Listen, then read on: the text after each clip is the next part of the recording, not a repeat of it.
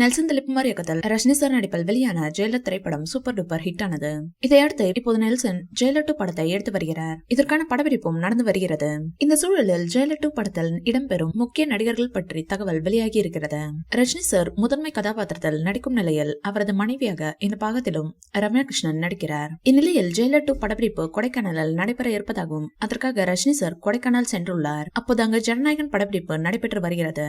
அதனை முடித்த தளபதி விஜய் ஊர் திரும்பும் போது ஏர்போர்ட்டில் ரஜினி சாரை தாவேக தலைவர் தளபதி விஜய் சந்தித்துள்ளார். 1 மணி நேரம் இருவரும் அமர்ந்து பேசியுள்ளனர். இந்த பேச்சு தாவேக பற்றி இருக்குமா என பொறுத்திருந்து பார்ப்போம். முதல் பாகத்தில் இடம்பெற்ற சிவராஜ்குமார் மற்றும் மோகன்லால் ஆகியோரும் ஜெயிலர் 2ல் நடிக்கின்றனர். மேலும் இந்த முறை பாலையா சிறப்பு கதாபாத்திரத்தில் நடிக்கிறார். சமீபத்தில் பாலையா பத்மபூஷன் விருது பெற்றார் என்பது குறிப்பிடத்தக்கது. அடுத்ததாக தற்போது வெளியாகும் பெரும்பான்மையான படங்களில் எஸ்.ஜே. சூர்யா வில்லனாக நடித்து வருகிறார். இப்போ ஜெயிலர் 2விலும் ட்ரெண்டிங்கில் இருக்கும் எஸ்.ஜே. சூர்யா வில்லனாக நடிக்க இருக்கிறார். இதைத் தொடர்ந்து தமிழ் சினிமாவில் மிரட்டி வருகிறார் ஃபஹத் ஃபாசில். மாமன்னன் படத்தில் ரத்னவேலாக மாஸ் காட்டிய ஃபஹத் ஃபாசில் நிறைய படங்களை கைவசம் வைத்திருக்கிறார். அதில் ஜெயிலர் 2வும் முக்கிய இடம் பெறுகிறது.